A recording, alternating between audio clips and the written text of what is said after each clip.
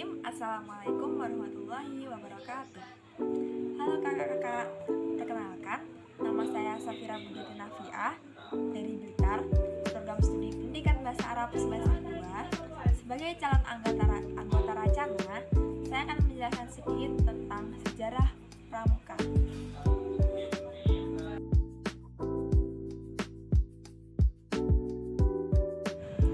Sejarah berdirinya Pramuka Dunia.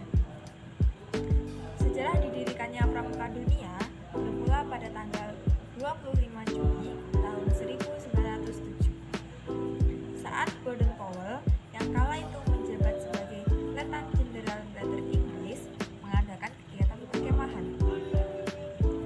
Sejak kecil, Baden Powell diketahui menaruh perhatian pada alam bebas dan suka menjelajah hutan di sekitar sekolahnya. Ketika berkiprah sebagai seorang perwira militer dan diterjunkan ke berbagai peperangan, ia berspesialisasi dalam bidang kepanduan. Setelah perang, Baden Powell mengelola Aids to Scouting untuk anggota muda dan mengadakan kegiatan perkemahan selama 8 hari di Pulau Brownsea, yang merupakan pulau terbesar di pelabuhan Poole, Dorset, Inggris.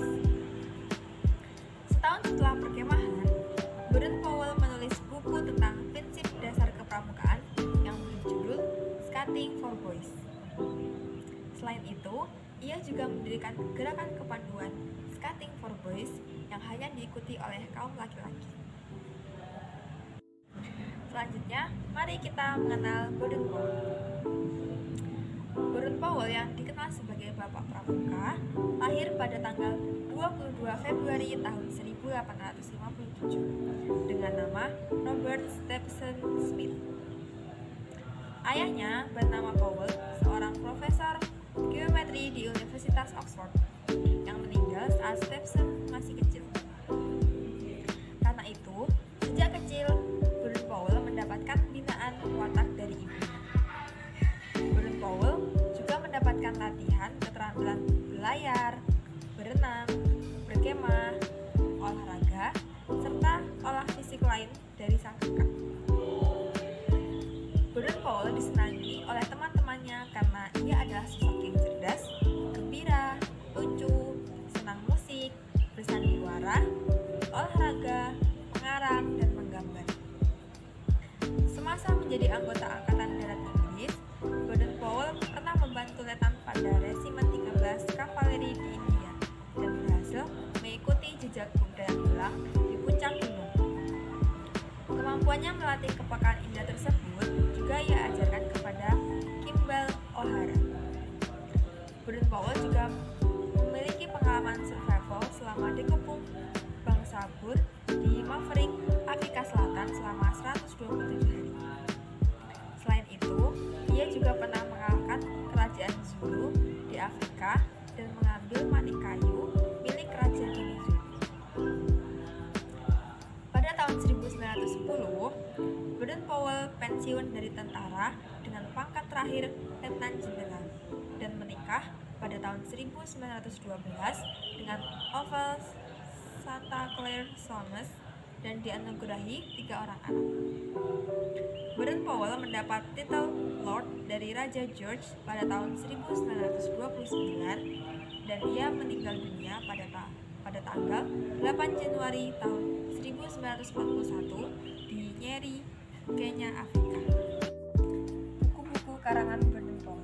Yang pertama, Scouting for Boys pada tahun 1908, Yarns for Boy Scouts pada tahun 1909, The Handbook for the Girl Guides or How Girls Can Help to Build Up the Empire, berkolaborasi dengan Agnes Baden Powell pada tahun 1912, Boy Scouts Beyond the Sea, My World Tour pada tahun 1913, The Wolf Cubs Handbook pada tahun 1916, Girl Guiding pada tahun 1918, Aids to Scout Mastership pada tahun 1919, What Scouts Can Do, More Yarns pada tahun 1921, Offering to Success tahun 1922, Scouting and Youth Movements pada tahun 1923, 1929, Last Message to Scots pada tahun 1929, dan terakhir Scouting Around the World pada tahun 1935. Penerbit buku-buku Baden Powell yang pertama adalah Horace Cox, Windsor House, Brims Building, London, Easy Scouting for Boys. Selanjutnya adalah mengenai penyelenggaraan Jambore. Jambore adalah pertemuan pramuka penggalang dalam bentuk perkemahan besar yang diselenggarakan oleh kuartir gerakan pramuka dari tingkat ranting sampai tingkat nasional. Juga di tingkat dunia, yaitu Jambore Dunia, World Scout Jambore. Jambore Dunia pertama kali diselenggarakan pada tahun 1920 di Inggris. Kemudian, setiap 4 tahun sekali, kegiatan ini diselenggarakan dengan diikuti oleh pramuka-pramuka tingkat penggalang dari seluruh dunia. Jambore Dunia ke-25 akan diselenggarakan pada tahun 2023 di Korea, tepatnya di Samanggung, mulai 1 Agustus sampai dengan 12 Agustus 2023. Dengan pesertanya adalah pramuka usia 13 sampai dengan 18 tahun dan didampingi oleh pembina atau pramuka penegak atau pandikat sebagai staf. Pramuka di Indonesia. Gerakan pramuka atau kepaduan Indonesia telah dimulai sejak tahun 1923 yang ditandai dengan didirikannya National Pandiferij Organisatie dalam bahasa Belanda dan disingkat menjadi NPO di Bandung.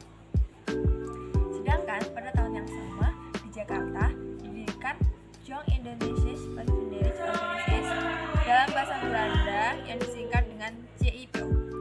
Kedua organisasi cikal bakal kepanduan di Indonesia ini melampirkan diri menjadi satu, bernama Indonesisch National Pandiferij Organisatie dalam bahasa Belanda yang disingkat menjadi INPO di Bandung pada tahun 1926. Pada tanggal 26 Oktober tahun 2010, Dewan Perwakilan Rakyat mengesahkan Undang-Undang Nomor 12 Tahun 2010 tentang Gerakan Pramuka. Berdasarkan undang-undang ini, maka pramuka bukan lagi satu-satunya organisasi yang boleh menyelenggarakan pendidikan kepramukaan. Organisasi profesi juga diperbolehkan untuk menyelenggarakan kegiatan kepramukaan. Gerakan pramuka secara resmi diperkenalkan kepada seluruh rakyat Indonesia pada tanggal 14 Agustus 1961, bukan saja di ibu kota Jakarta, tetapi juga di tempat yang penting di Indonesia.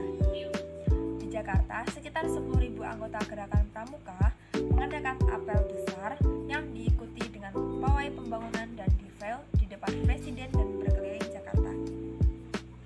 Sebelum kegiatan pawai atau difil, Presiden melantik anggota Mapinas, Kuarnas, dan Kuarnari di Istana Negara dan menyampaikan anugerah tanda penghargaan dan kehormatan berupa panji Gerakan Kepanduan Nasional Indonesia sesuai dengan Kepres No. 448 tahun 1961 yang diterimakan kepada Ketua Kuartir Nasional Sri Sultan Hamengkubuwono ke-9 sesaat sebelum pawai atau difil dimulai.